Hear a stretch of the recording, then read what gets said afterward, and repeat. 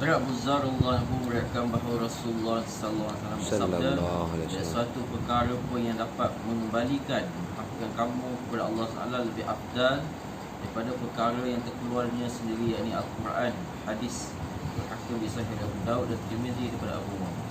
Ada Abu Dzar radhiyallahu anhu meriwayatkan bahawa Rasulullah sallallahu bersabda, tidak ada suatu perkara pun yang dapat mengembalikan, menghampirkan kamu kepada Allah Taala lebih afdal daripada perkara yang telah dikeluarkan dari dirinya sendiri, yakni Al-Quran. Hadis Imam Hakim dari Sahih Abu Daud dan Tirmizi daripada Abu Umar. Keterangan telah terbukti daripada beberapa hadis bahawa tiada sesuatu pun yang dapat mengatasi Al-Quran dalam menghampirkan diri kepada Allah SWT. Muhammad bin Hanbal rahmatullahi berkata, aku telah melihat Allah SWT dalam mimpiku dan bertanya kepadanya, apakah amalan yang terbaik untuk menghampirkan diri kepadamu?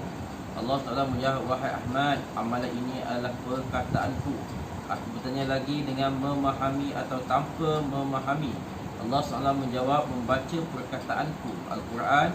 Dengan memahami, tidak memahami, dua cara pun pasti menghampirkan kepadaku. Penjelasan hadis ini dan penerangan bahawa membaca Al-Quran adalah cara paling baik untuk menghampirkan diri kepada Allah SWT dapat difahami oleh tafsir Hadrat Maulana Syekh Abdul Aziz Dahlawi rahmatullahi alaih. Ringkasan dan tafsir yang beliau telah tuliskan ialah suluk ila ala su'ilallah atau sifat ihsan adalah nama bagi menunjukkan kepada Allah SWT hadir dalam hati. Keadaan tersebut dapat dihasilkan melalui tiga cara. Pertama ialah tasawuf yang dikenali dalam istilah syarak dengan tafakur dan tadabbur, memikir dan merenung. Sementara dalam istilah tasawuf pula dikenali sebagai muqarabah. Kedua ialah zikir secara ihsan dan ketiga ialah membaca Al-Quran. Oleh kerana cara yang pertama iaitu muqarabah adalah sebenar zikir qalbi, zikir dengan hati, maka sebenarnya semua cara tersebut hanyalah dengan cara yang pertama ialah zikir, sama ada melalui lidah ataupun melalui hati. Yang kedua ialah membaca Al-Quran. Jadi menyebut berulang-ulang kali apa sahaja lafaz yang dimaksudkan sebagai nama Allah SWT adalah zikir dan merupakan asbab kepada mudrikah, iaitu memahami dan mengenali kepada zat yang diingati sehingga seolah-olah zat itu dah hadir dalam hati. Istidar, keadaan dah hadir dalam hati yang berterusan ini dinamakan ma'iyat, keadaan bersama yang nyatakan hadis berikut, hamba-Ku tetap mendekatiku dengan perantaraan solat-solat sunat sehingga aku mengasihinya, lalu aku menjadi pendengaran yang dia mendengar dengan pendengaran itu, aku menjadi penglihatan yang dia melihat dengan penglihatan itu, dan aku menjadi tangannya yang dia memegang dengan tangan itu, dan aku menjadi kaki yang dia berjalan dengan kakiku. Apabila seorang itu menjadi hampir dengan Allah SWT melalui ibadatnya yang banyak, maka Allah SWT akan menjadikan penjaga kepada anggota-anggotanya. Mata, telinga, semua anggota badannya akan menurut kehendak Allah SWT. Hadis tersebut menyebutkan tentang ibadat sunat, kerana ibadat fardu adalah sesuatu yang sudah ditentukan dan tidak boleh ditambahkan. Keadaan yang disebut dalam hadis di atas akan terhasil apabila kehadiran Allah SWT berterusan dalam hati, sebagaimana yang telah diketahui sebelum ini. Walau bagaimanapun cara penghampiran yang begini hanya kepada zat Allah Ta'ala yang maha suci. Sekiranya ada orang yang mengulangi satu nama yang lain dengan tujuan menghampirkan diri kepadanya, maka penghampiran itu tidak mungkin terhasil.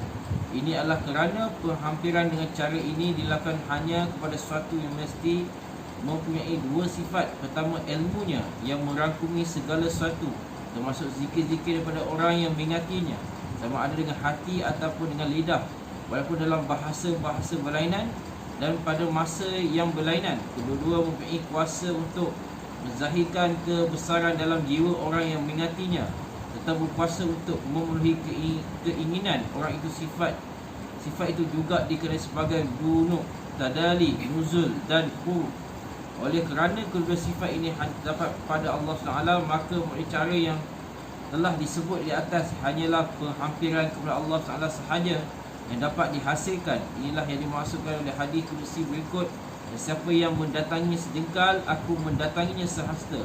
Siapa yang mendatangiku sehasta, aku mendatangi sedepa. Dan siapa yang mendatangiku berjalan, aku mendatanginya dengan berlari. Perumpamaan dalam hadis ini hanyalah untuk memudahkan kefahaman, sedangkan Allah SWT Maha Suci daripada berjalan, berlari dan lain-lain perbuatan yang merupai makhluk. Maksud hadis kursi di atas ialah Allah SWT memberi perhatian dan tumpang kepada mereka yang mengingati dan mencarinya lebih daripada usaha mereka sendiri. Kenapa tidak? Sedangkan inilah tuntutan kemurahan terhadap suatu zat yang maha pemurah.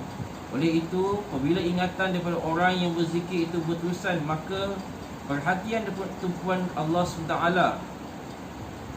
kepadanya juga akan berterusan. Oleh kerana kalamullah tidak lain, tidak bukan adalah zikir yang tidak ada satu ayat pun yang suri daripada zikir serta tawajud kepada Allah SWT, maka keadaan yang sama didapati melalui pembacaan Al-Quran.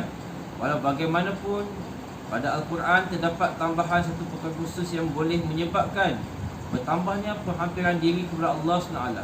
Menyebabkan bertambahan penghampiran diri kepada Allah SWT, perkara yang khusus itu ialah setiap perkataan mengenai sifat dan kesan pengucapannya. Satu perkara yang jelas dan nyata ialah membaca berkali-kali syair-syair daripada orang yang fasik dan fajir akan meninggalkan kesan yang buruk kepada kita. Sementara syair-syair daripada orang muttaqin akan membawa kesan dan hasil yang baik.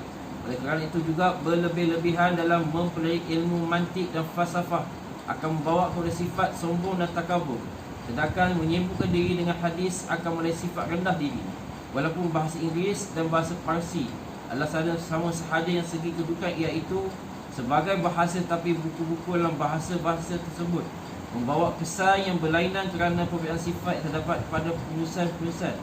Oleh kerana perkataan-perkataan sentiasa mengandungi kesan-kesan penuturan, maka kerana itulah mengulang-ulang perkataan Allah SWT pasti akan melahirkan kesan-kesan dan perhampiran dengan penutur perkataan itu. Selain itu, kebiasaan setiap penulis ialah apabila ada orang berat membaca dan tulisannya, maka secara tabi'i penulis itu akan memberi pertumpuan perhatian kepada orang tersebut.